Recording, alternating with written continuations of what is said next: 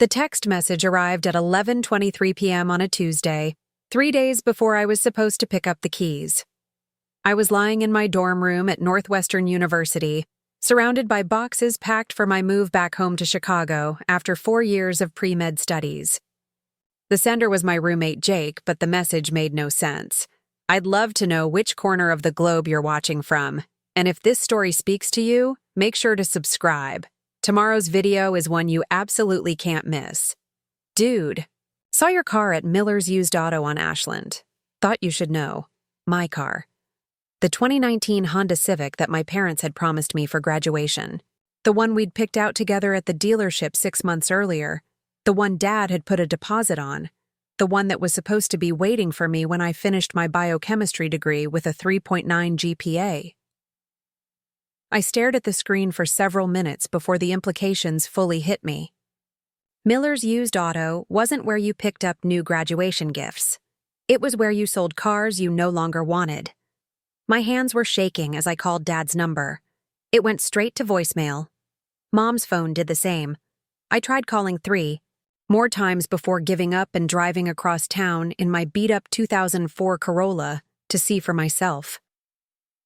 The Honda was there, parked in the front row with a sold sticker across the windshield. The car that was supposed to represent 4 years of academic achievement, countless late nights in the library, and the transition from college student to medical school candidate. Gone. My name is Emma Thompson, and at 22, I thought I understood my family's priorities. I was wrong. Growing up in Lincoln Park, I'd always been the responsible daughter. While my younger sister Madison was getting suspended from high school for skipping classes and throwing parties when our parents were out of town, I was maintaining a 4.0 GPA, volunteering at Chicago General Hospital, and preparing for the MCAT. The contrast between Madison and me had been obvious since childhood. She was the artistic one, the free spirit, the daughter who needed space to find herself. I was the focused one, the achiever, the daughter who had her entire future mapped out by age 16. Madison was 19 now, supposedly a sophomore at DePaul, university studying art therapy, though her transcript suggested she spent more time at parties than in classrooms. Her Instagram was filled with photos from clubs, concerts, and weekend trips to places like Nashville and Miami. Meanwhile, my social media barely existed because I'd been too busy studying organic chemistry and volunteering in emergency rooms. The graduation gift conversation had started 8 months earlier, during Thanksgiving dinner at our house on North Burling Street. I'd just received my acceptance letter to University of Chicago's medical school, and the family was celebrating what Dad called the Thompson family's first future doctor. "We're so proud of you, sweetheart," Mom had said, raising her wine glass, in a toast. 4 years of pre-med, and you never wavered from your goals. Unlike some people, Dad had added, glancing meaningfully at Madison, who was texting instead of participating in the conversation. Emma's shown the kind of dedication and focus that deserves recognition. That's when they'd brought up the graduation gift. Not just any gift, but something significant enough to mark the transition from undergraduate student to medical school candidate. "We've been thinking about getting you a reliable car for medical school," Dad had said. "Something dependable that you won't have to worry about breaking down during your clinical rotations." The idea was practical and generous.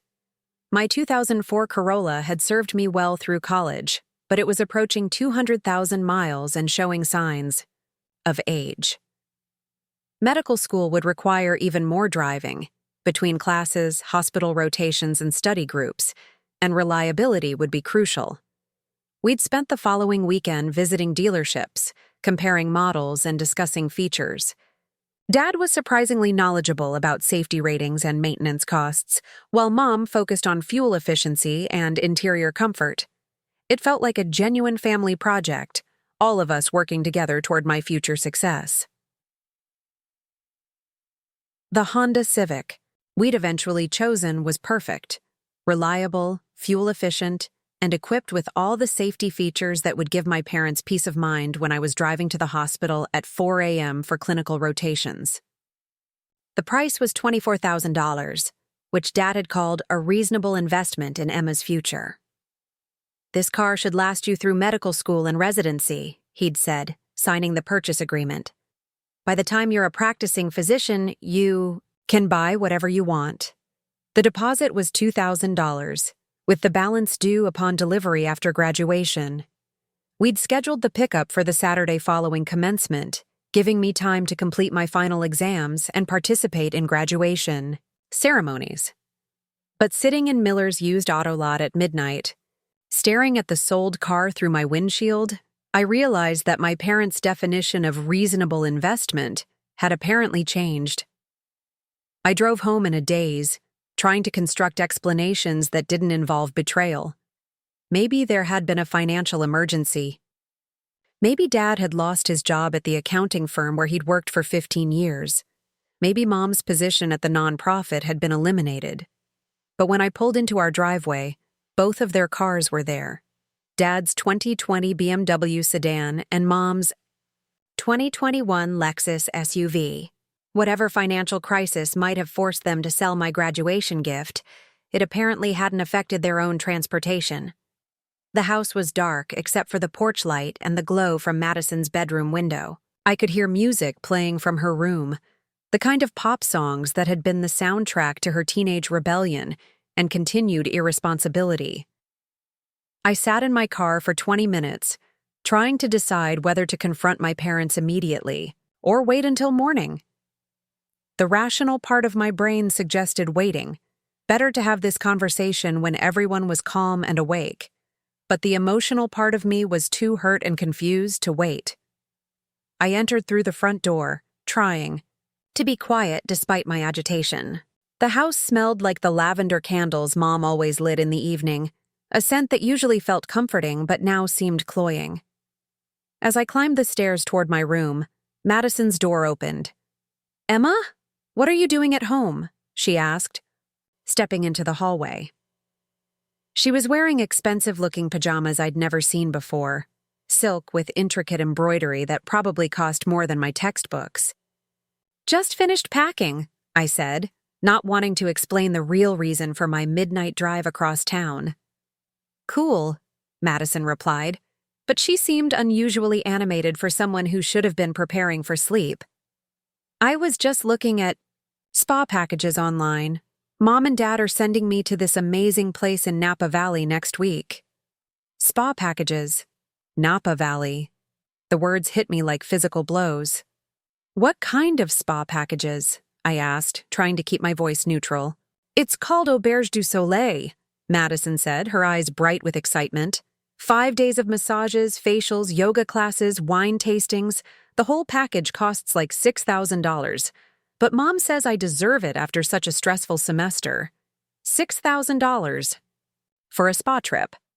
For Madison, whose stressful semester had involved failing 2 classes and getting put on academic probation. "That's expensive," I managed to say. "I know, right? But Dad said I need to focus on my mental health and self-care. He thinks the spa retreat will help me get centered before summer session starts." Self-care, mental health.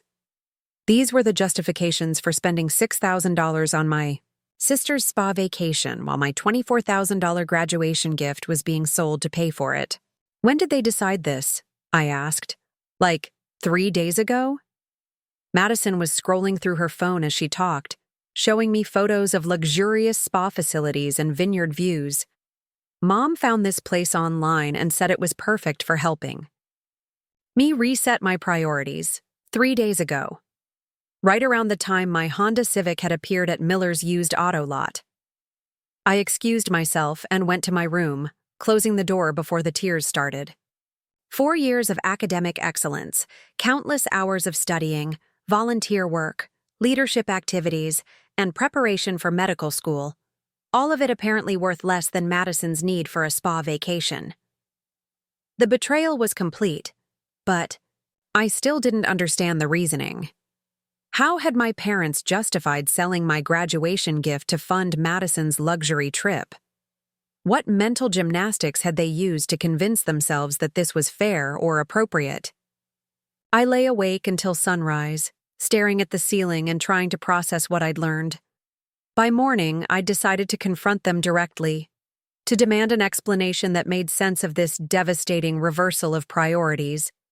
But first, I needed to understand exactly what had happened to the car and how the spa trip had been financed. The answers, I suspected, would reveal truths about my family that I'd been too naive to recognize. At 7 a.m., I heard my parents moving around downstairs, starting their usual morning routine. Dad would be making coffee while Mom prepared breakfast and checked her phone for overnight emails. It was the perfect time for a conversation that would change our relationship forever. I found them in the kitchen, both dressed for work and moving, with the efficient rhythm of a couple who'd shared morning routines for over 20 years. Dad was reading news on his iPad while Mom packed lunches for both of them. "Emma," Mom said, looking up with surprise. "What are you doing home so early? I thought you weren't coming back until after graduation." "We need to talk," I said, my voice steadier than I'd expected. About the Honda Civic. A lot of love and effort went into bringing this story to life. If you're enjoying it, we'd be so grateful if you'd subscribe to our channel. Now, back to where we left off. The effect was immediate. Dad's iPad froze halfway to his mouth, and Mom's sandwich assembly stopped mid-motion. They exchanged a glance that confirmed everything I'd suspected. "Honey," Dad said carefully, "maybe you should sit down." "I don't want to sit down. I want to know why my graduation gift is sitting in a used car lot with a sticker on the windshield." Another glance between them, this one longer and more fraught with unspoken communication. "There were some unexpected expenses," Mom said finally, her voice taking on the diplomatic tone she used when delivering bad news at her nonprofit job. "We had to make some adjustments to our budget." "What kind of unexpected expenses?" I asked, though I already knew the answer. Dad cleared his throat. "Madison's been struggling with stress and anxiety from school. Her therapist recommended a therapeutic retreat to help her process some difficult emotions." Therapeutic retreat. A $6,000 spa vacation was now being reframed as medical necessity. "So you sold my car to pay for Madison's spa trip?" "It's not a spa trip," Mom said quickly. "It's a wellness retreat focused on mental health and emotional healing. Madison's been having a really hard time adjusting to college." Hard time adjusting. Madison had been partying her way through DePaul for 2 years, failing classes and accumulating debt while I'd been maintaining academic excellence and preparing for medical school. And my graduation gift was less important than Madison's wellness. Retreat? The silence stretched between us, filled with years of unspoken family dynamics and misplaced priorities. Finally, Dad spoke. "Emma, you're going to be a doctor. You'll be able to buy whatever car you want in a few years. Madison needs support right now, and sometimes that means making difficult decisions about resource allocation." Resource allocation. He was talking about my graduation gift like a line item in a corporate budget rather than recognition of 4 years of academic achievement. "Madison deserves this opportunity to heal and grow," Mom added. "She's been through so much stress, and this retreat could be transformative for her." There it was. The fundamental truth that had shaped every family decision since Madison and I were children. Madison deserved support, understanding, and investment because she was struggling. I deserved expectations, responsibility, and sacrifice because I was succeeding. The responsible daughter was expected to understand and accept that her achievements mattered less than the troubled daughter's needs. Academic excellence was its own reward, while academic failure required expensive interventions and therapeutic spa retreats. I stood in our kitchen, surrounded by the familiar comfort of home, and realized that I'd never really understood my place in this family. I wasn't the daughter whose success deserved celebration. I was the daughter whose success created resources that could be redirected toward Madison's endless series of crises and needs. The graduation gift hadn't been sold due to financial emergency. It had been sold because my parents believed that Madison's spa vacation was more important than recognizing my academic achievements, and that realization would change everything about how I approached my relationship with my family going forward. The conversation in the kitchen that morning revealed layers of family dysfunction I'd never fully recognized. What started as a simple question about my graduation gift evolved into a masterclass in parental favoritism and twisted logic. "Emma, you have to understand," Dad continued, settling into his usual role as family mediator.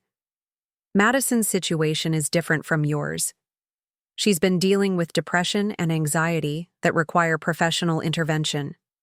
Professional intervention. I'd later learn that Madison's depression and anxiety had been diagnosed during a single telehealth appointment she'd scheduled after failing her midterm exams. The spa retreat was apparently the treatment plan. "What about my situation?" I asked. 4 years of pre-med coursework, maintaining a 3.9 GPA, volunteer work at the hospital, preparing for medical school. Doesn't that deserve recognition? Mom sighed with the kind of patience reserved for explaining obvious truths to slow children. "Sweetheart, you've always been self-motivated. You don't need external validation the way Madison does." Self-motivated. The family code word for expected to succeed without support or acknowledgement. "Madison has always been more sensitive," Mom continued, warming to her favorite theme. "She feels things more deeply than other people. The pressures of college have been overwhelming for someone with her artistic temperament." Artistic temperament. Another euphemism, this one for irresponsible behavior excused by claims of creativity. I'd heard variations of this explanation throughout our childhood. When Madison forgot to do homework, it was because creative minds couldn't be constrained by rigid academic schedules. When she missed curfew, it was because artistic souls needed freedom to explore and experience life. When she got caught smoking marijuana behind the garage, it was because sensitive spirits required alternative methods of emotional regulation. Meanwhile, my achievements had always been treated as inevitable rather than praiseworthy. High grades were expected, not celebrated. Academic awards were acknowledged with brief congratulations before conversation shifted to Madison's latest crisis or need for understanding. "The spa retreat isn't just luxury," Dad added, pulling out his phone, to show me the Auberge du Soleil website. "Look at their therapeutic programs: meditation, mindfulness training, art therapy sessions. This is legitimate mental health treatment." I scrolled through the website, noting the 5-star accommodations, gourmet dining, and wine country location. If this was mental health treatment, it was the most luxurious therapy program ever devised. "They have licensed therapists on staff," Mom said, reading over my shoulder, "and their holistic approach addresses the whole person, not just symptoms." Holistic approach. I was studying to become a doctor, and I even recognized therapeutic marketing language when I saw it. "How long has Madison been planning this trip?" I asked. "It's not a trip," Mom corrected sharply. "It's a treatment program, and Madison didn't plan it. We researched options after her therapist recommended intensive intervention. The timeline was becoming clearer. Madison's academic probation letter had arrived 3 weeks earlier. Her therapist appointment had been scheduled 2 weeks later. The spa treatment program had been booked immediately afterward. My Honda Civic had been sold to finance the solution. What exactly triggered the need for intensive intervention? I pressed. Dad and Mom exchanged another meaningful glance, the kind of wordless communication that excluded me entirely. "Madison's been having panic attacks about her future," Dad said finally. "She's questioning her major, feeling lost about career direction. The stress has been overwhelming." Panic attacks about her future. Madison was 19 years old, 2 years into a college program she'd chosen herself, with parents who'd demonstrated willingness to spend thousands of dollars solving her problems. I was 22, facing 4 more years of medical school, hundreds of thousands of dollars in student debt, and the pressure of becoming a physician capable of saving lives.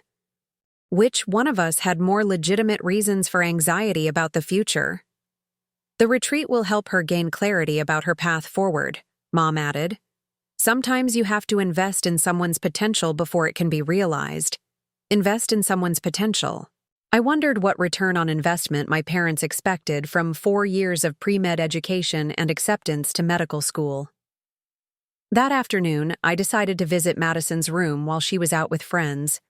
I needed to understand exactly how she'd presented her situation to justify such an expensive intervention. Her room was chaotic, clothes scattered across every surface, textbooks stacked on the floor unopened, empty takeout containers on her desk. But scattered among the mess were printed emails from her professors, academic warning notices, and course withdrawal forms. The documentation told a story very different from the one my parents had been fed. Madison hadn't been overwhelmed by academic pressure. She'd been skipping classes consistently since February. Her panic attacks about her future had coincided with receiving failing grades in 3 of her 4 courses. One email from her art therapy professor was particularly revealing. Madison, your attendance has been sporadic at best. You've missed 12 of the last 15 class sessions and have not submitted any of the required assignments. Without significant improvement, you will not pass this course. Another email, from her academic advisor, was even more direct. Madison, based on your current GPA and course completion rate, you are at serious risk of academic suspension. I strongly recommend considering a medical withdrawal if you're experiencing mental health challenges that prevent you from completing coursework. Medical withdrawal. The university was essentially offering Madison an exit strategy that would preserve her transcript and allow her to return when she was ready to take education seriously. Instead, my parents had chosen to interpret her academic failure as evidence of a mental health crisis requiring expensive therapeutic intervention. I found Madison's journal hidden under a pile of laundry, and despite my better judgment, I opened it to recent entries. Mom and Dad are totally buying the stress and anxiety thing, one entry read. I can't believe how easy it was to convince them that I need a spa vacation. All I had to do was cry about feeling lost and mention panic attacks. Another entry was, even more damaging. Emma's car money is going to pay for my Napa trip. She's going to be so mad, but honestly, she'll be fine. She always lands on her feet. I actually need this break. The manipulation was complete and calculated. Madison had recognized our parents' tendency to excuse her failures and turned it into a funding mechanism for luxury vacation disguised as medical necessity. But the most revealing entry was the most recent. Sometimes I feel bad about lying to Mom and Dad, but they want to believe I'm fragile and artistic rather than just lazy. It's easier to be the troubled daughter who needs saving than the responsible one who's expected to save herself. She understood the family dynamics perfectly. She'd identified the role that garnered sympathy and resources, and she'd committed to playing it expertly. That evening, Madison returned from her day out with friends, practically glowing with excitement about her upcoming treatment program. I'm so grateful that Mom and Dad understand how much I need this, she said, settling onto the couch beside me in the living room. Not all parents would be willing to invest in their daughter's mental health. It's a significant investment. I agreed carefully. I know, but Dad explained that my well-being is priceless. He said they'd rather spend money on helping me heal than watch me struggle. My well-being, apparently, was not priceless.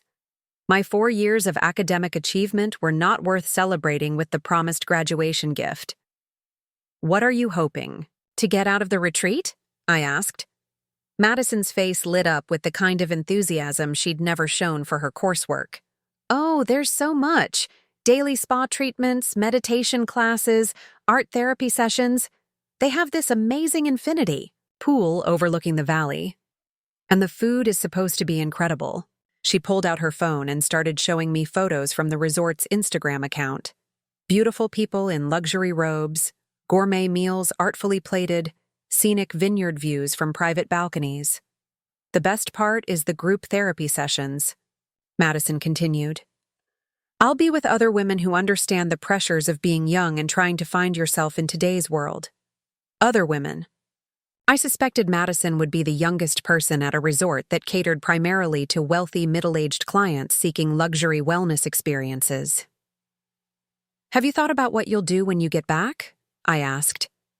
My therapist says I shouldn't pressure myself with concrete plans. The whole point is to be present in the healing process and let clarity emerge naturally. Let clarity emerge naturally. At $200 per day, plus travel expenses and spending money my parents had provided. Over the next few days, I watched my parents prepare for Madison's departure with the kind of attention and care they'd never devoted to my academic achievements. Mom took her shopping for appropriate retreat clothing, yoga pants, meditation cushions, and organic skincare products. Dad arranged car service to the airport and upgraded her flight to first class. We want you to start relaxing the moment you leave home, he explained, as if Madison had been under tremendous stress rather than avoiding her responsibilities for months. The contrast with my own college experience was stark. When I needed money for MCAT prep courses, my parents had suggested I work extra shifts at my part-time job. When I'd asked for help with medical school application fees, they'd recommended applying for additional student loans. When I'd needed interview attire for medical school admissions, Mom had pointed me toward discount clothing stores. But Madison's spa vacation required first-class flights, designer yoga wear, and a $500 daily spending allowance for incidentals. The night before her departure, our family held a farewell dinner at Gibson's Steakhouse, an expensive downtown restaurant reserved for special occasions. The meal cost more than I typically spent on groceries in 2 months. We're so proud of you for taking charge of your mental health, Mom said, raising her wine glass in a toast to Madison. It takes courage to prioritize self-care. Courage to prioritize self-care.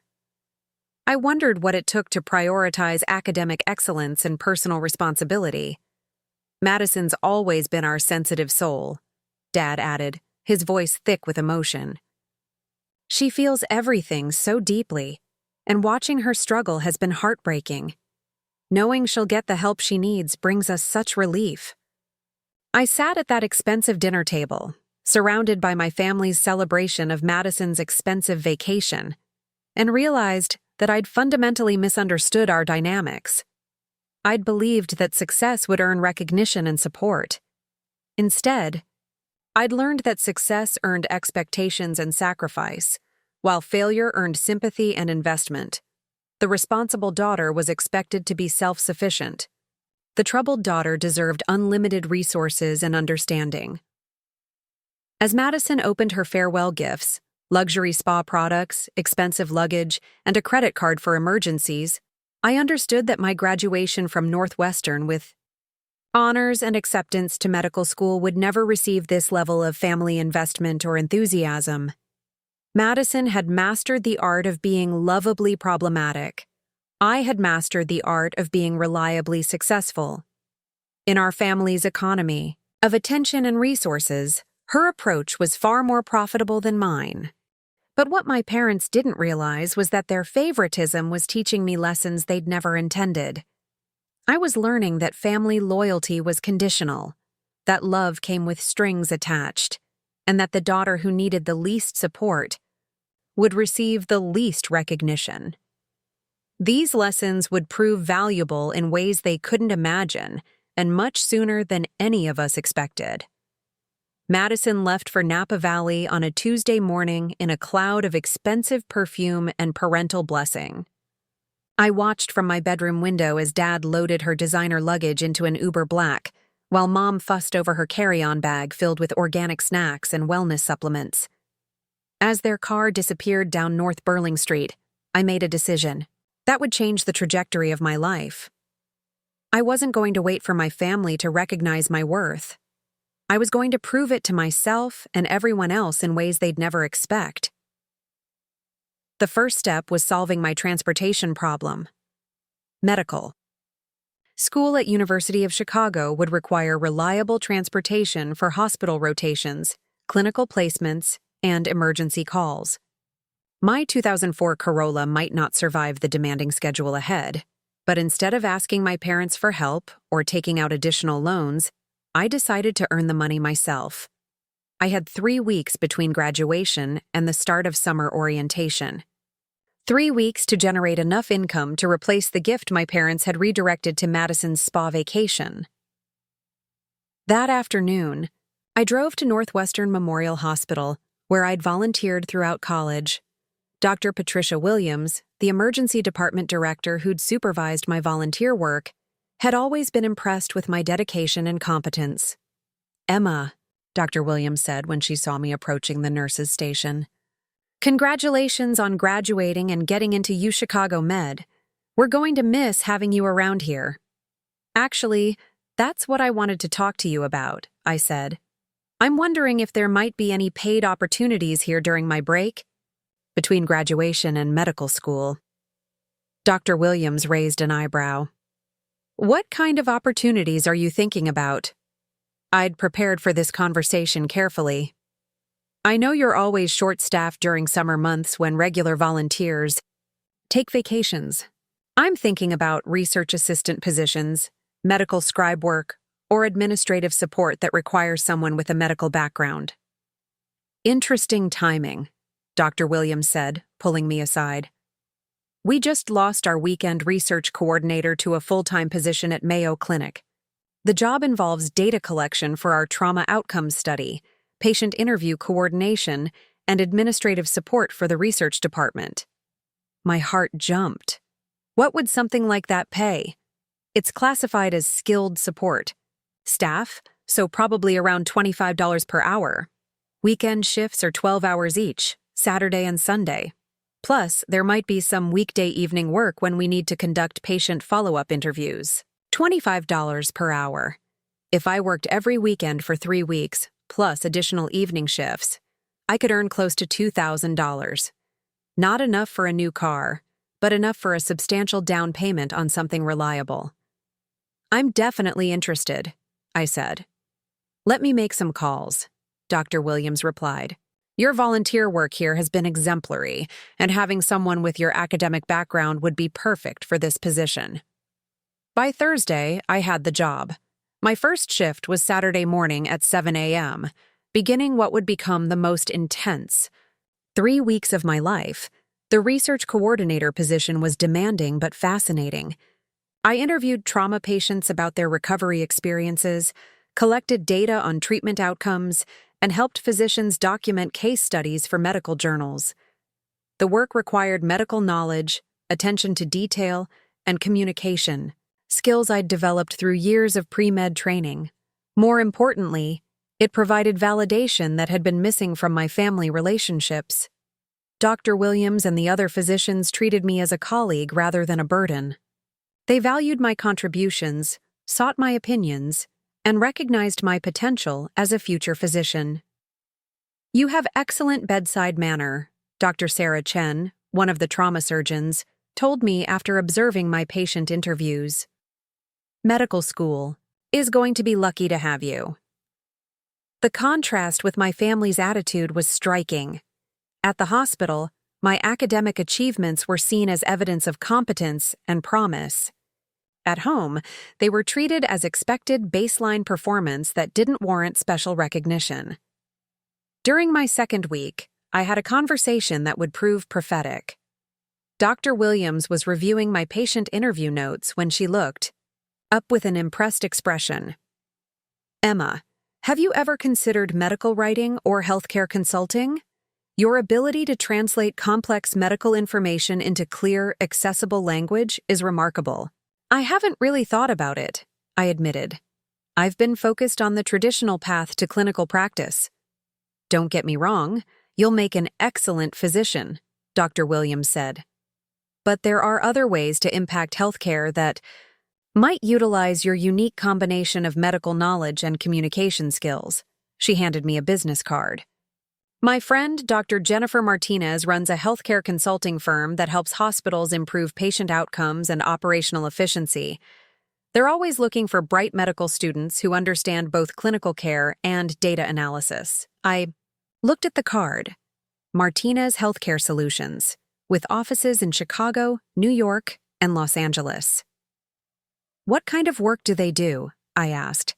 Everything from helping hospitals implement new treatment protocols to conducting research on healthcare, delivery models. It's the kind of work that influences thousands of patients rather than dozens. The idea was intriguing, but I filed it away as something to consider after completing medical school. I had no idea how relevant it would become much sooner than expected. By the end of my third week at Northwestern Memorial, I'd earned $1,800 and received job offers from 2 other departments. More importantly, I'd discovered capabilities I hadn't known I possessed and gained confidence that extended far beyond medical knowledge. Dr. Williams called me into her office on my final day. "Emma, I have a proposition for you." "What kind of proposition?" "The research department has been so impressed with your work that they want to offer you a part-time position during medical school. Flexible hours, excellent pay, and experience that will strengthen your residency applications." The offer was tempting: steady income during medical school, relevant experience, and continued connection to Northwestern's prestigious research programs. "What would the time commitment look like?" I asked. "Probably 10-15 hours per week, mostly evenings and weekends. The pay would be $30 per hour, and you'd be listed as co-author on any research publications that result from your work." Co-author on medical research publications. As a first-year medical student, that kind of opportunity was incredibly rare and valuable. "I'm very interested," I said. "Can I think about it over the weekend?" "Of course. But Emma, I want you to know that opportunities like this don't come around often. You've demonstrated exceptional competence and professionalism. Don't let anyone convince you that you're not ready for challenges like this." Her words resonated more deeply than she probably realized. For years, my family had treated my ambitions as premature or unrealistic. Teachers, professors, and now practicing physicians saw them as evidence of readiness and potential. That weekend, I used my earnings to make a down payment on a 2017 Honda Accord, reliable, efficient, and perfect for medical school transportation. The car wasn't as new as the Civic my parents had promised, but it was mine, earned through my own effort and competence. Driving home from the dealership, I felt a satisfaction that had nothing to do with the vehicle itself. I'd identified a problem, developed a solution, and executed it successfully without family support or external funding. The sense of self-reliance was intoxicating. More importantly, I'd discovered that the professional world valued my contributions in ways my family never had. At the hospital, my medical knowledge was seen as expertise worth paying for. My communication skills were recognized as professionally valuable. My work ethic was appreciated rather than taken for granted. The contrast crystallized something I'd been struggling to articulate. My family saw my achievements as personality traits rather than accomplishments. Being smart, hardworking, and responsible weren't things I'd developed through effort. They were just who I was, like having brown hair or being 5'6" tall. But in professional settings, these same qualities were recognized as developed skills that created value for organizations and patients. The difference in perspective was revelatory. On Sunday evening, I called Dr. Williams to accept the part-time research position during medical school. The decision felt like stepping through a doorway into a different version of my future, one where my capabilities were recognized and rewarded appropriately. "Excellent choice," Dr. Williams said. "I think this experience will open doors you haven't even considered yet." That same evening, Madison called from Napa Valley to share updates about her therapeutic retreat. The conversation provided an interesting counterpoint to my own productive 3 weeks. "Emma, this place is absolutely magical," Madison gushed over FaceTime, her face glowing with what appeared to be professional skincare treatments. "I've had 4 massage sessions, 2 private yoga lessons, and the most amazing meditation experience in their vineyard sanctuary. "How's the therapy going?" I asked, genuinely curious about whether she was addressing her academic problems. "Oh, it's so much deeper than regular therapy," Madison replied, gesturing toward her luxury suite background. "We're exploring the root causes of my anxiety and perfectionism. My therapist says I've been putting too much pressure on myself academically." Too much pressure academically. This from someone who'd attended 12 out of 27 class sessions in her final semester. "What insights have you gained?" I pressed. "Well, I've realized that traditional education might not be the right path for me. My authentic self is more creative and free-spirited than the rigid academic structure allows." Authentic self. Free-spirited. These were the same justifications Madison had been using for irresponsible behavior since middle school, now validated by expensive therapeutic intervention. "So, what's your plan for next semester?" "My therapist thinks I should consider taking a gap year to explore alternative educational opportunities. Maybe travel, do some art workshops, and really figure out what speaks to my soul." Gap year. Travel. Art workshops. I wondered who would be financing Madison's continued journey of self-discovery. "Have you discussed this with Mom and Dad?" I asked. "Not yet, but I think they'll understand. The whole point of this retreat was to help me find clarity about my path, and this is what emerged." As Madison continued describing her revelations about authenticity and self-discovery, I realized that my parents' investment in her spa vacation had produced exactly the outcome any objective observer would have predicted. Instead of motivating Madison to take education seriously, it had reinforced her belief that she deserved support for avoiding responsibility. Meanwhile, my 3 weeks of independent work had generated not just income and transportation, but professional relationships and opportunities that would influence my entire career trajectory. The irony was perfect. Madison's $6,000 therapeutic retreat had convinced her to abandon academic responsibility entirely. My self-funded work experience had opened doors to opportunities I'd never imagined possible. But the real test of our different approaches was still coming. And when it arrived, the contrast between earned success and subsidized failure would become impossible for even my parents to ignore. Medical school at University of Chicago began with the intensity I'd expected, but my experience at Northwestern Memorial had prepared me better than most of my classmates. While other first-year students struggled to adapt to the rigorous pace and clinical terminology, I felt like I was finally where I belonged.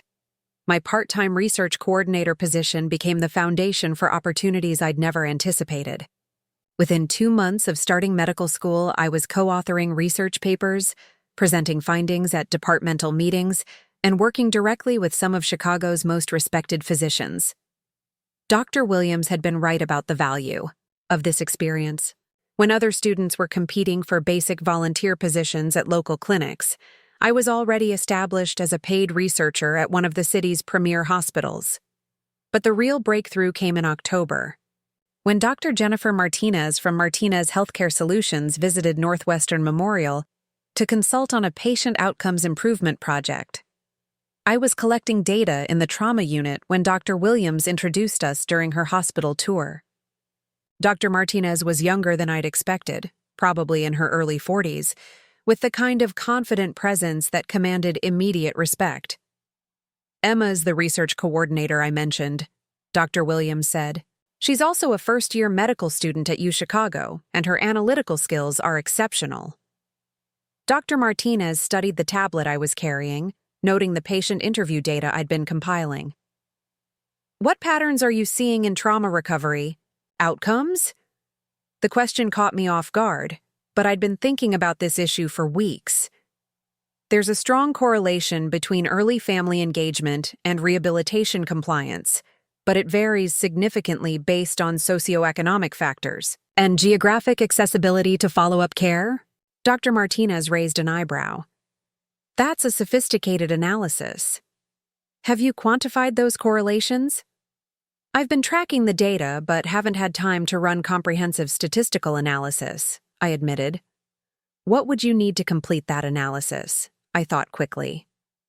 Access to patient demographic databases, statistical software, and probably 20-30 hours to properly model the relationships. Dr. Williams, Dr. Martinez said, turning to my supervisor. Would you be open to loaning Emma to my team for a consulting project? We're working on exactly this kind of outcome optimization for trauma centers across the Midwest. My heart jumped. This was the kind of opportunity that could transform my entire career trajectory. If Emma's interested, I think that could be arranged, Dr. Williams replied, looking at me expectantly. I'm very interested, I said, trying to keep the excitement out of my voice. Dr. Martinez handed me her business card. Can you come to our Chicago office next week? I'd like to discuss a specific project that might benefit from your insights. The Martinez Healthcare Solutions office was located in a gleaming tower overlooking the Chicago River. The consulting firm occupied 3 floors, with teams working on projects for hospitals, insurance companies, and healthcare technology startups. Dr. Martinez's personal office had floor-to-ceiling windows and walls covered with recognition awards from medical organizations and business publications. This was clearly a woman who'd built something significant in the healthcare industry. Emma, I've reviewed your research work at Northwestern Memorial, she began, gesturing for me to sit across from her desk. Dr. Williams sent me samples of your patient outcome analysis, and I'm impressed with both your methodology and conclusions. Thank you, I replied, still somewhat stunned to be sitting in this office. I have a proposition for you. We've been contracted by a network of trauma centers to develop protocols that improve patient outcomes while reducing costs. It's exactly the kind of analysis you've been doing, but scaled to influence thousands of patients across multiple states. The scope was overwhelming and exciting. What would my role be? You'd work as a junior consultant, reporting directly to me. The project involves data analysis, protocol development, and presenting findings to hospital administrators. It's graduate-level work that would normally require someone with an MD or PhD. I tried to process what she was offering. I'm still a first-year medical student. Which is exactly why I'm interested in you, Dr. Martinez said. You understand clinical care from the ground up, but you haven't been trained to accept existing systems as inevitable. You see problems that experienced physicians have learned to ignore. She slid a contract across her desk. The consulting fee would be $75 per hour, with an estimated 15-20 hours per week over the next 6 months. Plus, you'd be listed as primary author on any publications that result from the work. $75 per hour. Primary author on healthcare policy, publications, as a 22-year-old first-year medical student. This is an incredible opportunity, I said, scanning the contract terms. It is, Dr. Martinez agreed. But it's also demanding work that will require balancing consulting responsibilities with medical school coursework. Are you prepared for that challenge? I thought about my family's assumption that I couldn't handle complex projects, their surprise that I'd earned money for my own car, their belief that Madison needed more support because I was naturally self-sufficient. I'm absolutely prepared, I said, signing the contract. Working for Martinez Healthcare Solutions transformed my understanding of what was possible in healthcare. Instead of treating individual patients, I was developing protocols that would improve care for thousands of people. Instead of learning from textbooks, I was creating knowledge that would be published in medical journals. The work was intellectually challenging in ways that exceeded even medical school coursework. I analyzed patient outcome data from 12 different trauma centers, identified systemic factors that influenced recovery rates, and developed evidence-based protocols for improving care coordination. More importantly, I was earning nearly $1,500 per week while gaining experience that would make me incredibly competitive for residency positions and future career opportunities. My first presentation to hospital administrators was scheduled for December at a II conference in downtown Chicago. The audience included trauma center directors, hospital CEOs, and healthcare policy experts from across the Midwest. Standing at the podium in the Palmer House Hotel's grand ballroom, looking out at an audience of accomplished healthcare leaders, I felt a profound sense of vindication. This was recognition based on merit, competence, and value creation, everything my family had failed to provide. Current trauma care protocols focus on immediate medical intervention, I began, but our analysis shows that long-term outcomes are more significantly influenced by post-discharge care coordination and family engagement strategies. The presentation went perfectly. Hospital administrators asked detailed questions about implementation costs and timeline for protocol adoption. Several trauma center directors requested follow-up meetings to discuss pilot programs at their facilities. After the presentation, Dr. Martinez found me in the hotel lobby, beaming with pride. "Emma, that was exceptional. You just convinced 12 major trauma centers to adopt protocols you developed. Do you understand the significance of that?" I was still processing the magnitude of what had happened. 6 months earlier, my parents had sold my graduation gift to fund Madison's spa vacation. Now I was influencing healthcare policy for major hospital systems. "I think we need to discuss expanding your role," Dr. Martinez continued. "What would you think about taking a semester off from medical school to work full-time on our trauma outcomes project?" The suggestion was tempting but premature. "I appreciate the offer, but I'm committed to completing medical school." "Of course, but keep the option in mind. Opportunities like this don't come around often, and you've demonstrated remarkable aptitude for healthcare consulting." That evening, I called my parents to share the news about my presentation and the positive response from hospital administrators. I was hoping for the kind of enthusiasm they'd shown when Madison had booked her spa retreat. "That's nice, honey," Mom said, her tone politely interested but not particularly engaged. "How are your medical school grades?" "I'm maintaining a 3.8 GPA while working 20 hours per week as a healthcare consultant," I replied, trying to convey the significance of balancing both successfully. "Just make sure the outside work doesn't interfere with your studies," Dad added. "Medical school should be your priority." Medical school should be my priority. I was earning more money than many college graduates while contributing to healthcare research that would influence patient care across multiple states, but my parents were concerned that success might distract me from my real responsibilities. The contrast with their response to Madison's updates became even more stark over the following weeks. Madison had returned from Napa Valley with a new life philosophy and 0 academic credits. Her gap year had extended into a second semester of withdrawal from DePaul, funded by our parents who were supporting her journey of self-discovery. During Thanksgiving dinner, the family dynamics were impossible to ignore. Madison dominated conversation with stories about her pottery classes, meditation retreats, and plans for a backpacking trip through Europe. Her lack of education or employment was reframed as spiritual growth and artistic exploration. "Madison's really finding herself," Mom said proudly. "Not everyone follows a traditional path, and we're so glad she's taking time to understand her authentic calling." Meanwhile, my achievements were acknowledged with brief congratulations before conversation shifted back to Madison's latest adventures. When I mentioned that Martinez Healthcare Solutions had offered me a promotion to senior consultant, Dad's response was cautionary rather than celebratory.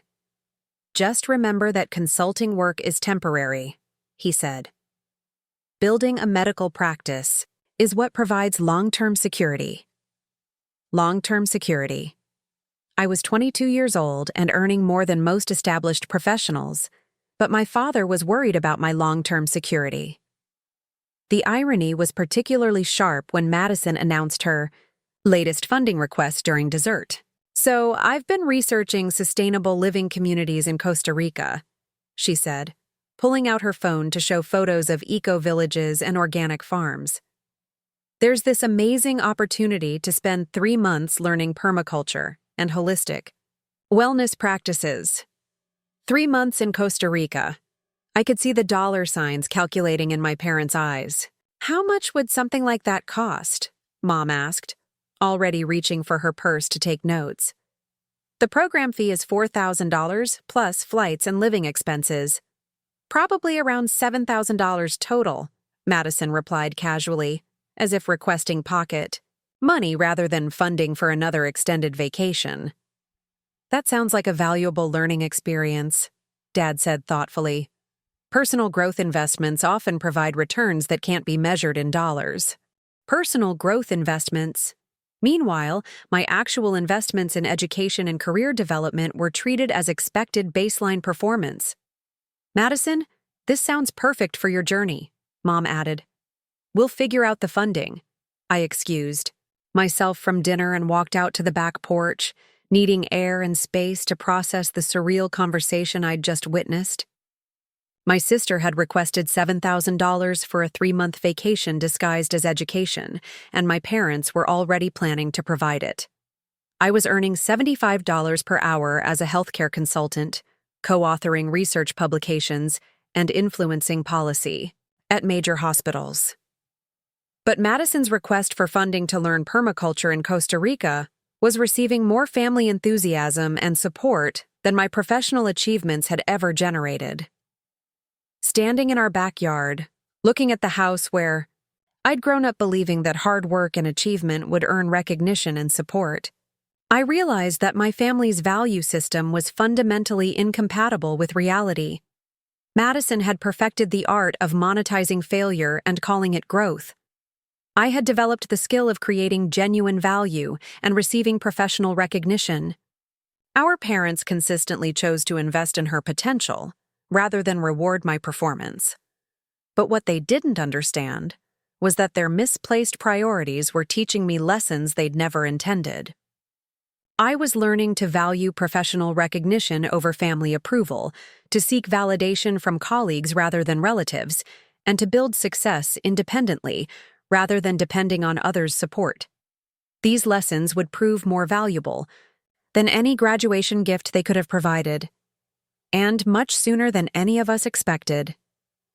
Madison's Costa Rica adventure lasted exactly 6 weeks before everything fell apart. The call came at 2:47 a.m. on a Wednesday in February, jolting me awake. In my studio apartment near the University of Chicago campus. Emma, thank God you answered. Mom's voice was strained, panicked in a way I'd never heard before. We need you to come home immediately. I sat up in bed, instantly alert. What's wrong? Is someone hurt? It's Madison, Mom said. And I could hear Dad's voice in the background, speaking rapidly to someone on another phone. She's in trouble in Costa Rica. We need to discuss this as a family. The permaculture program that had been sold to my parents as an educational experience had devolved into exactly what any objective observer would have predicted.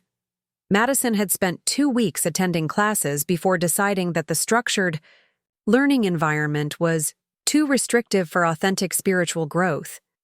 Instead of participating in the agricultural education program, she joined a group of American backpackers who were essentially using the eco-village as a base for extended partying.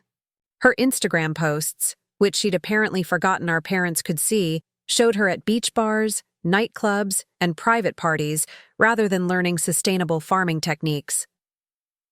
The crisis had begun 3 days earlier when Madison and her new friends had been arrested during a police raid on a house party in San Jose. The charges included drug possession, public intoxication, and disturbing the peace. All serious offenses in Costa Rica's legal system. She's being held at a detention facility, Dad explained when I arrived at their house an hour later.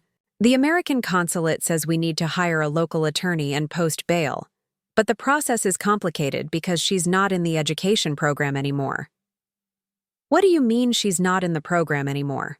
I asked, though I suspected I already knew. She withdrew from the permaculture course after 2 weeks, Mom admitted, her voice barely above a whisper. She said the teaching methods weren't aligned with her learning style. Learning style. Madison had abandoned another educational opportunity, this time in a foreign country, and was now facing legal consequences for her irresponsible behavior. "How much money are we talking about?" I asked. Dad pulled out a folder filled with printed emails and official-looking documents. "The attorney retainer is $5,000. Bail is another $3,000. If she's convicted, the fines could be up to $10,000 plus court costs. $18,000 in potential legal expenses. Nearly 3 times what my graduation gift had cost, and almost exactly the amount my parents had now spent on Madison's various adventures over the past year. "We've already contacted the attorney," Mom said, "but we need to wire the money tomorrow morning, or Madison could be stuck in detention for weeks." The desperation in their voices was obvious. For the first time in Madison's life, her problems couldn't be solved with therapy sessions, spa retreats, or gap-year funding. She was facing real legal consequences in a foreign legal system that didn't care about her artistic temperament or sensitive soul. "What about Madison's friends?" I asked. "The other Americans who were arrested?" "Their families are handling their own situations," Dad said diplomatically, which I interpreted to mean that other parents weren't willing to spend $18,000 solving problems their children had created. Over the next hour, the full extent of Madison's Costa Rica disaster became clear. She'd not only abandoned the educational program, but had been living in an expensive rental house with her new friends, burning through the $2,000 spending money our parents had provided within 3 weeks. When that money ran out, she'd started using credit cards Dad had given her for emergencies. The emergencies had apparently included designer clothes, expensive dinners, and funding parties for her social circle. "The credit card bills are over $4,000, Dad admitted. "We've been trying to figure out how to handle that on top of everything else. $4,000 in credit card debt, plus $18,000 in legal expenses, plus the original $7,000 program cost. My parents were looking at nearly $30,000 in total expenses for Madison's 6-week vacation that had ended in international legal trouble. We've been trying to handle this ourselves," Mom said. "But the situation is beyond what we can manage financially." The admission hung in the air between us. For the first time in my memory, my parents were acknowledging that their unlimited financial support for Madison had consequences they couldn't absorb. "What are you asking me to do?" I said, though I suspected I already knew. Dad cleared his throat uncomfortably. "We know you've been doing well with your consulting work. We're wondering if you might be able to help with some of the expenses." There it was. The family that had sold my graduation gift to fund Madison's spa retreat was now asking me to fund her legal defense in Costa Rica. "How much help are you asking for?" I pressed. "Whatever you can manage," Mom said quickly. "We're not asking you to cover everything, just whatever you're comfortable contributing." Whatever I was comfortable contributing.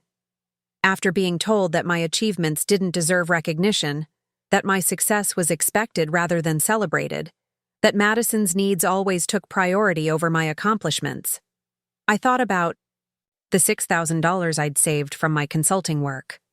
Money I'd been planning to use for medical school expenses and USMLE exam preparation.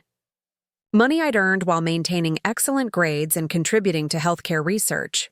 "I need to think about this," I said finally. "Of course," Dad replied. "But we need to wire the attorney payment tomorrow morning, so we'd need to know tonight." The timeline pressure was familiar. Madison's crises always required immediate family mobilization, emergency funding, and urgent decision-making that precluded careful consideration of alternatives. That evening, I sat in my apartment reviewing the financial calculations. I could technically afford to help with Madison's legal expenses, but doing so would eliminate my savings and require taking on additional debt for medical school costs.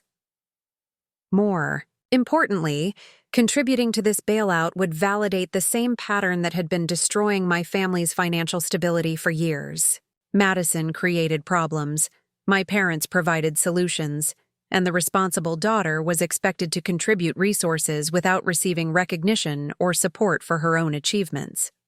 I called Dr. Martinez to discuss the situation, knowing that her perspective would be both objective and informed by professional experience with family dynamics.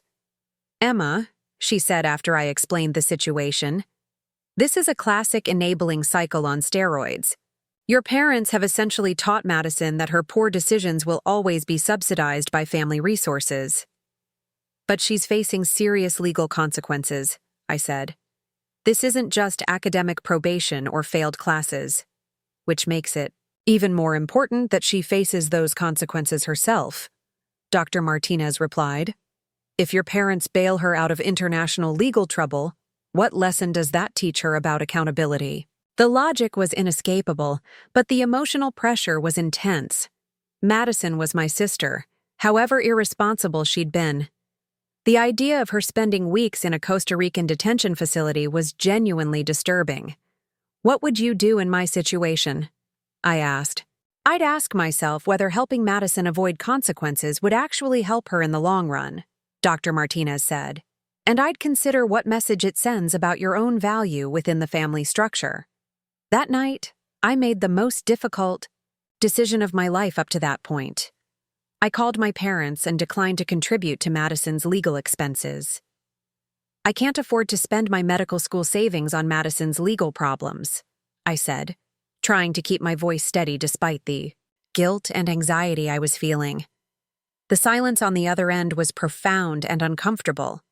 "Emma," Mom said finally, "this is your sister. She needs help." Madison needed help when she was failing her classes. She needed help when she abandoned her education program. She needed help when she was making irresponsible decisions with your money, I replied. But instead of addressing those problems, you funded spa retreats and international vacations. "That's not fair," Dad said, his voice taking on a defensive edge. "We've been trying to support Madison through difficult personal challenges. And now you want me to support her through legal challenges that resulted from those same personal issues," I said. "I can't keep subsidizing her irresponsible behavior." The conversation devolved from there, with my parents arguing that family loyalty required financial sacrifice, and me maintaining that real family support would have involved setting boundaries years earlier. "We're disappointed in your decision," Mom said before ending the call. "We hoped you'd be more understanding of Madison's situation. Disappointed in my decision. Not disappointed in Madison's drug arrest or abandonment of educational opportunities, but disappointed in my refusal to fund her legal defense." Over the next 3 days, I watched my parents scramble to raise the money for Madison's bail and legal expenses. They took out a second mortgage on their house, liquidated their retirement investments, and borrowed money from Dad's brother to cover the costs. The financial impact was devastating. My parents, who were in their mid-50s and should have been building toward retirement, had essentially emptied their savings accounts to solve Madison's latest crisis. But they managed to raise the money and hire the attorney. Madison was released from detention and returned to Chicago a week later, chastened but not fundamentally changed by her experience. At the family dinner held to celebrate her safe return, Madison's attitude was a mixture of gratitude and entitlement. That perfectly encapsulated the family dynamics that had created this crisis. "I'm so thankful that you guys were there for me when I really needed it," she said, hugging our parents at the dinner table. "It means everything to know that family has your back when things get difficult. Family has your back." I sat at that table, having been criticized for not contributing to her bailout, and listened to Madison describe family support as if it were a natural law rather than a privilege she'd consistently abused. "What are your plans now?" I asked, genuinely curious about whether the legal trouble had prompted any self-reflection. "I'm thinking about taking some time to process this experience," Madison replied. "Maybe write about it, turn it into art or poetry. Trauma can be really transformative if you approach it with the right mindset." Trauma as transformation. Madison. was already reframing her arrest for drug possession as a growth experience that would enhance her artistic development. "Are you planning to go back to school?" I pressed. "Traditional education just doesn't resonate with my learning style," Madison said, using the same phrase she'd employed when abandoning the Costa Rica program. "I'm more interested in experiential learning and authentic personal development." Experiential learning, authentic personal development, the same justifications for avoiding responsibility, now expanded to include international legal troubles. As I drove home from that dinner, I realized that my decision not to contribute to Madison's bailout had been correct for reasons beyond financial prudence. My parents' willingness to destroy their retirement security to solve Madison's problems had taught her that consequences were always negotiable and family resources were infinitely available. But more importantly, the crisis had revealed the true cost of their favoritism. They'd spent nearly $50,000 on Madison's adventures over the past year, while criticizing my decision to earn money through consulting work and questioning whether my achievements were sustainable. The daughter who created value was expected to sacrifice for the daughter who destroyed it. The pattern was so dysfunctional that it had led to international legal drama and the destruction of my parents' financial security. But what they didn't realize was that this crisis would finally force a reckoning with the family dynamics they'd been enabling for years. And when that reckoning came, the contrast between Madison's failures and my success would be impossible for anyone to ignore. The breaking point came 6 months later, during what should have been a celebration of my second-year medical school achievements.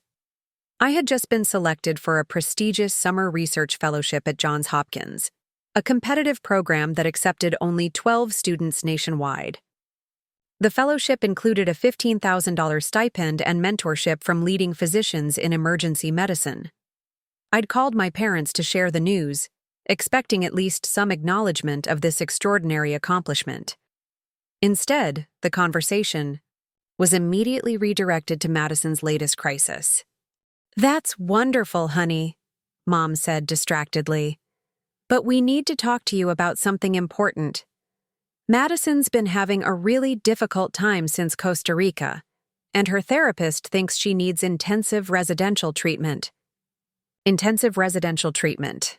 The euphemism sent chills down my spine. "What kind of residential treatment?" I asked, though I dreaded the answer. "There's a facility in Malibu that specializes in trauma recovery and creative healing," Dad explained, his voice taking on the familiar tone of justification. "It's designed for sensitive individuals who've experienced significant life disruptions. Malibu. Creative healing." I could practically see the dollar signs adding up.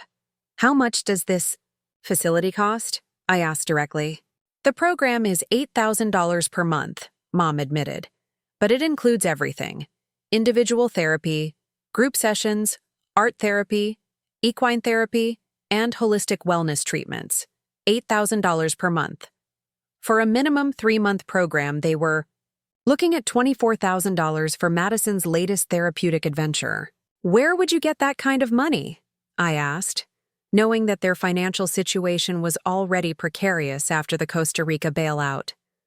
The silence on the other end was answer enough.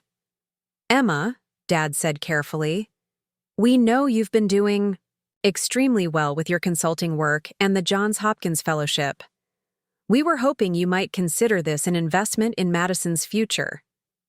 An investment in Madison's future. They wanted me to fund my sister's stay at a luxury treatment center in Malibu using money I'd earned through my own achievements. "I'm not paying for Madison's residential treatment," I said firmly. "But she's your sister," Mom pleaded. "She needs help, and you're in a position to provide it." "Madison has needed help for years," I replied. "She needs help with academic responsibility, financial planning, and making mature decisions. But instead of addressing those issues, you've funded spa retreats, international vacations, and legal bailouts." "This is different," Dad insisted. "This is legitimate medical treatment in Malibu at $8,000 per month for someone whose primary problem is refusing to take responsibility for her choices." The conversation escalated from there, With my parents arguing that family loyalty required financial sacrifice, and me maintaining that real family support would involve setting appropriate boundaries. "We're disappointed that you won't help your sister when she's struggling," Mom said, her voice cold with disapproval. "I'm disappointed that you sold my graduation gift to fund her spa vacation, liquidated your retirement to bail her out of jail, and are now asking me to pay for her luxury treatment program," I replied. But apparently, we have different definitions of disappointment. The call ended badly, with my parents hanging up before I could explain my reasoning further. That evening, I called Dr. Martinez to process what had happened and get perspective on the situation. "Emma," she said after I described the conversation, "I think it's time for you to have a direct conversation with your parents about the family dynamics that have led to this situation." "What kind of conversation?" "The kind where you lay out exactly how their favoritism has affected both you and Madison, and establish clear boundaries about what kind of support you will and won't provide going forward." The idea was terrifying but necessary. For years, I'd been tiptoeing around my parents' preferential treatment of Madison, hoping they'd eventually recognize the imbalance. But their request for me to fund her Malibu treatment had made it clear that the dysfunction would continue indefinitely unless I confronted it directly. "I think you should also consider sharing some of your professional accomplishments that they might not fully understand," Dr. Martinez continued. "Your parents seem to view your success as effortless rather than achieved through exceptional competence and hard work." She was right. My family had no idea about the scope of my professional recognition or the significance of opportunities I'd been offered. They saw my consulting work as a side job rather than a career launching pad that was already generating offers from major healthcare organizations. I spent the next week preparing for what I knew would be the most difficult conversation of my life. I documented my academic achievements, professional opportunities, and financial contributions to my own education. More importantly, I outlined the pattern of family favoritism and its impact on both daughters. The meeting was scheduled for Sunday. Dinner at my parents' house, the same dining room where they'd initially discussed my graduation gift 2 years earlier. Madison was supposed to be there, but she canceled at the last minute, claiming that family gatherings were triggering given her current mental health challenges. Her absence was probably beneficial, as it allowed for more direct conversation about the family dynamics. "Mom, Dad," I began, settling into my chair with the folder of documents I'd prepared. "I want to talk to you about the pattern of decisions you've made regarding Madison and me over the past 2 years." They exchanged that familiar glance of unspoken communication, but I pressed forward before they could deflect or redirect the conversation. "Since my college graduation, you've spent approximately $50,000 on Madison's various adventures, treatments, and bailouts," I said, pulling out the financial summary I'd compiled. "Meanwhile, you sold my graduation gift to help fund her spa retreat." "Emma," Mom started, "we've explained that Madison has different needs." "Let me finish," I interrupted, something I'd never done before in family conversations. "I want you to understand what you've been missing while focusing on Madison's needs." I pulled out my portfolio of professional achievements. In the past 18 months, I've co-authored 4 research publications that have been cited in medical journals. I've presented my research at 3 national healthcare conferences.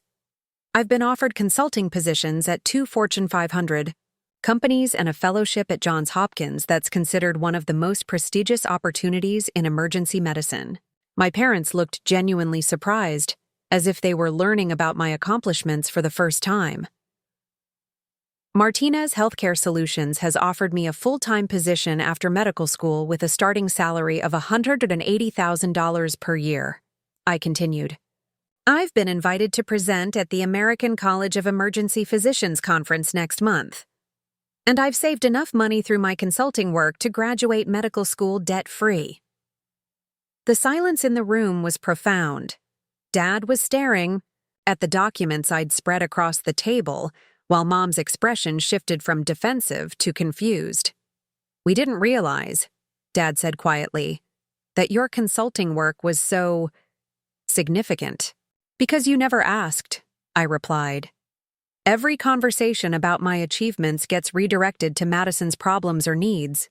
When I told you about the Johns Hopkins Fellowship, your immediate response was to ask me to fund Madison's treatment program.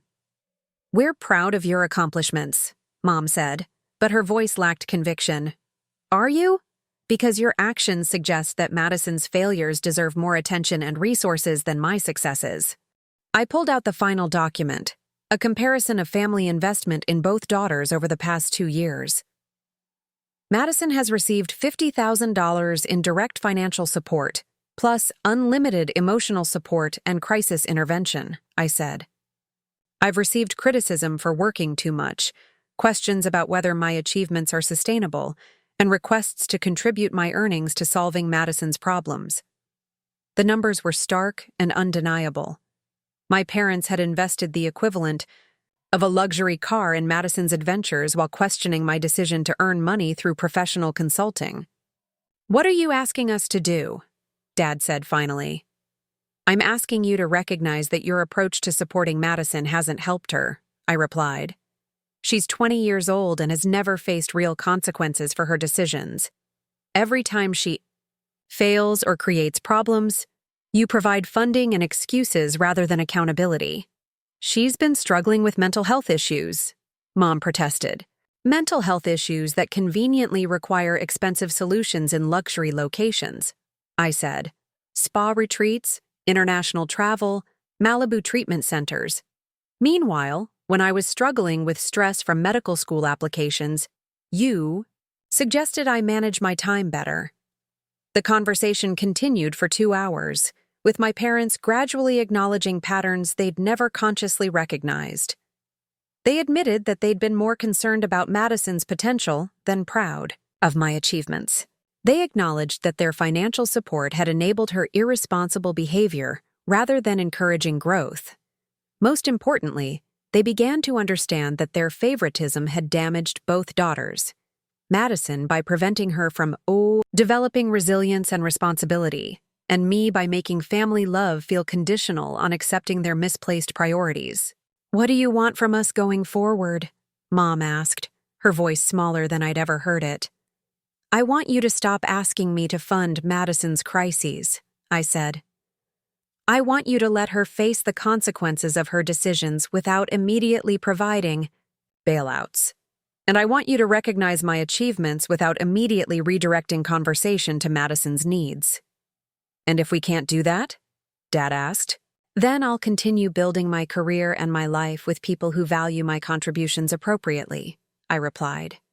I don't need family approval to be successful, but I won't continue participating in a dynamic that treats my success as a resource to be redistributed to Madison's failures. The ultimatum was clear and non-negotiable. I was prepared to limit my involvement with family members who couldn't recognize appropriate boundaries between support and enablement. We need time to think about what you've said, Dad said finally. Of course. But I won't be contributing to Madison's Malibu treatment program, and I won't be available for future financial bailouts. Those days are over. As I drove home from that dinner, I felt a mixture of relief and sadness. Relief that I'd finally established clear boundaries, and sadness that it had taken such a dramatic confrontation to force acknowledgement of family dysfunction that had been obvious for years. But for the first time in my adult life, I felt like my parents truly understood the cost of their favoritism, not just to me, but to Madison, whose inability to function independently was a direct result of their unlimited support. The question now was whether they would choose to change their approach or continue enabling behaviors that had already destroyed their financial security and damaged both daughters' development. Either way, I was finally free from the obligation to subsidize my sister's irresponsibility while having my own achievements treated as expected baseline performance. The conversation had changed everything about our family dynamics, and there would be no going back to the old patterns of dysfunction and denial. The email that would change everything arrived on a Tuesday morning in September, exactly 1 year after my confrontation with my parents. I was in my 3rd year of medical school, deep into clinical rotations at University of Chicago Medical Center, when Dr. Martinez's message appeared in my inbox with the subject line, "Opportunity of a Lifetime." "Emma, I need you to call me immediately. Something extraordinary has just happened that could accelerate your career by decades." I stepped out of the pediatric ward where I'd been working and called her back within minutes. "Emma, are you sitting?" "Down?" Dr. Martinez asked, her voice barely containing excitement. "I'm in a hospital hallway, but I can find somewhere to sit. What's going on?" "Kaiser Permanente just offered to acquire Martinez Healthcare Solutions for $85 million. They want our entire consulting methodology, our research protocols, and specifically requested that you be part of the acquisition deal." The words hit me like a physical force. $85 million acquisition. With my name specifically mentioned in the deal terms. "What does that mean for me?" I asked, trying to process the magnitude of what she was saying. "It means Kaiser is offering you a position as Director of Emergency Care Innovation at their corporate headquarters in Oakland. Starting salary is $275,000, plus equity participation in their healthcare technology ventures. You'd be overseeing emergency care protocols for over 12 million patients across 9 states. $275,000 at age 24 to influence healthcare for 12 million people. But I'm still in medical school," I said, the practical part of my brain trying to catch up with the opportunity being described. "Kaiser is willing to work around your medical school schedule. They want you to finish your MD, but they also want to lock in your consulting expertise before other organizations recognize what they're getting. The position would start part-time immediately and transition to full-time after you graduate." I sat down heavily on a bench outside the hospital cafeteria, trying to comprehend what was happening. 2 years earlier, my parents had sold my graduation gift to fund Madison's spa vacation. Now, one of the largest healthcare organizations in America was offering me a $250,000 salary based on work I'd done as a medical student. "There's more," Dr. Martinez continued. "The acquisition deal includes retention bonuses for key personnel. Your bonus would be $150,000, paid upon signing the employment contract. $150,000 bonus, more than many people earned in annual salary, offered to me as a signing bonus before I'd even finished medical school. Dr. Martinez, this is incredible, but I need time to process everything." "Of course. But Emma, I want you to understand what this represents. Kaiser doesn't make these kinds of offers lightly. They've identified you as someone who can transform healthcare delivery on a national scale." After hanging up, I sat in that hospital corridor for 20 minutes, watching medical students, residents, and attending physicians go about their daily routines. Most of them would spend years building toward the kind of opportunity I'd just been offered at age 24. The irony was overwhelming. My family had treated my academic and professional achievements as expected baseline performance while celebrating Madison's failures as growth opportunities. Now, the largest healthcare organization in America was offering me a leadership position that would influence millions of patients. That evening, I called my parents to share the news. For the first time in years, I genuinely wanted their excitement and pride, rather than feeling obligated to inform them of developments in my life. "Mom, Dad, I have some incredible news to share." "What's that, honey?" Mom asked, her tone cautiously optimistic. Our relationship had been slowly improving since my boundary-setting confrontation the previous year. Kaiser Permanente is acquiring the consulting firm I work for, and they've offered me a director position overseeing emergency care innovation for their entire network. The silence on the other end lasted so long I wondered if the call had dropped. "Emma," Dad said finally, "can you repeat that?" I explained the acquisition deal, the salary offer, the retention bonus, and the scope of responsibilities Kaiser was offering me. With each detail, I could hear their amazement growing. $275,000? Mom repeated, her voice filled with disbelief. "As a medical student?"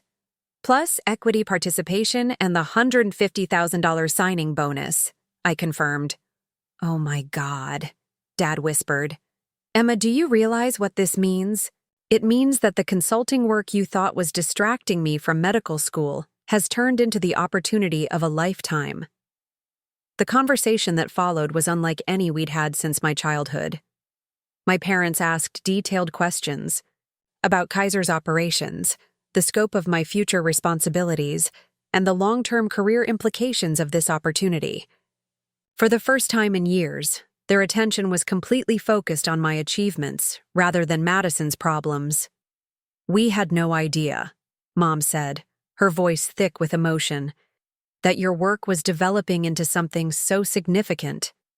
Because you never asked, I replied, but without the anger that would have characterized that response a year earlier. Every conversation about my career got redirected to Madison's latest crisis. You're right, Dad admitted.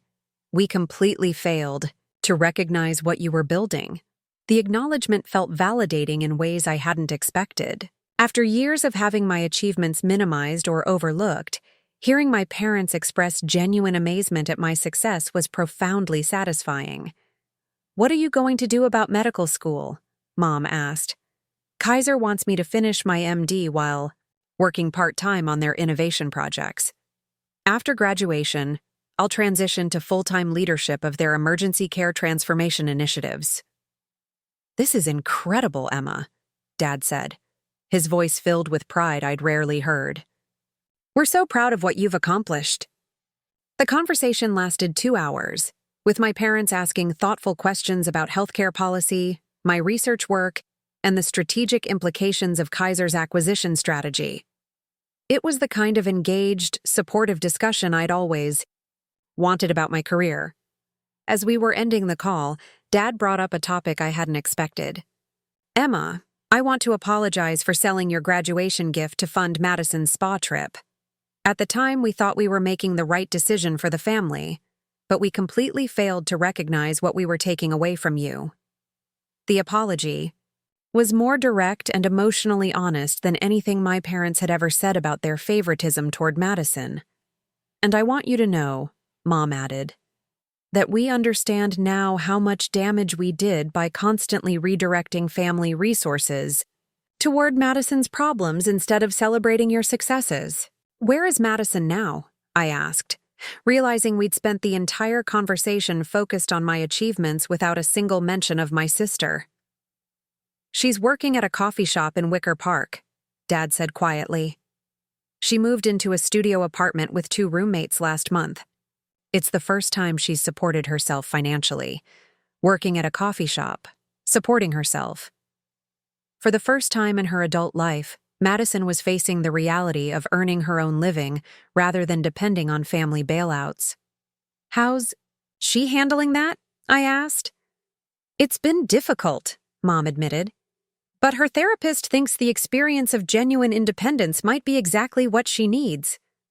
Genuine independence, what I'd been practicing since college while Madison had been funded through spa retreats and international adventures. We stopped providing financial support after our conversation last year, Dad added. It was painful to watch her struggle, but we realized that our help was actually preventing her from growing up. The transformation in my parents' approach was remarkable. After years of enabling Madison's irresponsible behavior, they'd finally implemented the boundaries I'd been advocating for. 3 weeks later, I signed the contract with Kaiser Permanente in their Oakland headquarters, surrounded by executives who treated me like the healthcare innovation expert I'd become, rather than the medical student I still technically was. The signing ceremony was attended by Kaiser's CEO, their chief medical officer, and the entire emergency care leadership team. As I put my signature on documents that would transform my career and financial future, I thought about the journey that had led to this moment. 2.5 years earlier, I'd discovered that my parents had sold my graduation gift to fund Madison's spa vacation. That betrayal had forced me to become financially independent, to seek validation through professional achievement rather than family approval, and to build relationships with mentors who recognized my potential. Every obstacle my family had placed in my path had ultimately made me stronger, more resilient, and more determined to succeed on my own terms. The $150,000 signing bonus was deposited into my account that afternoon. More money than my parents had spent on Madison's various adventures, earned through my own competence and professional recognition. But the most satisfying moment came a month later, when I used part of that bonus to buy my parents a gift that would serve as a permanent reminder of the journey we'd all taken. I presented them with a framed collage that included my Kaiser Permanente contract, photos from my medical school graduation ceremony, copies of my published research papers, and documentation of every professional achievement they'd failed to recognize while focusing on Madison's problems. At the center of the college was a photo of the Honda Civic they'd sold to fund Madison's spa retreat, with a caption that read, "Sometimes the best gifts are the ones we learn to give ourselves." "Emma," Mom said, tears streaming down her face as she examined the collage, "we failed you so badly for so many years." "You did," I agreed. "But that failure taught me lessons I couldn't have learned any other way. I learned to value my own worth instead of seeking validation from others. I learned to build success independently rather than depending on family support. And I learned that the people who truly believe in your potential will show it through their actions, not just their words." Dad was studying the documentation of my Kaiser Permanente position, shaking his head in amazement. "A $250,000 salary at 24 years old," he murmured. "Director of Emergency Care Innovation for 12 million patients." "The daughter you thought couldn't handle complex challenges," I said, "is now responsible for healthcare innovation that will influence more people than most physicians treat in their entire careers." The irony was complete and satisfying. My parents' favoritism toward Madison had forced me to develop independence and resilience that made me more successful than I would have been with their support.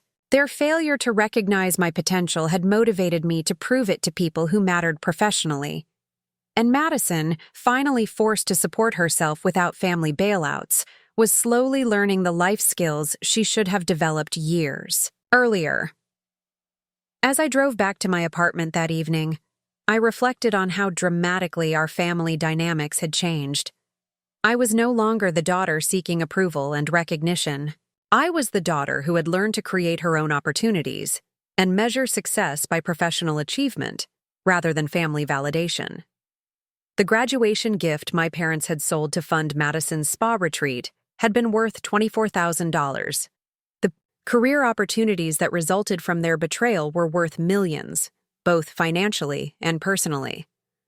Sometimes the most valuable gifts are the ones that force us to discover our own strength.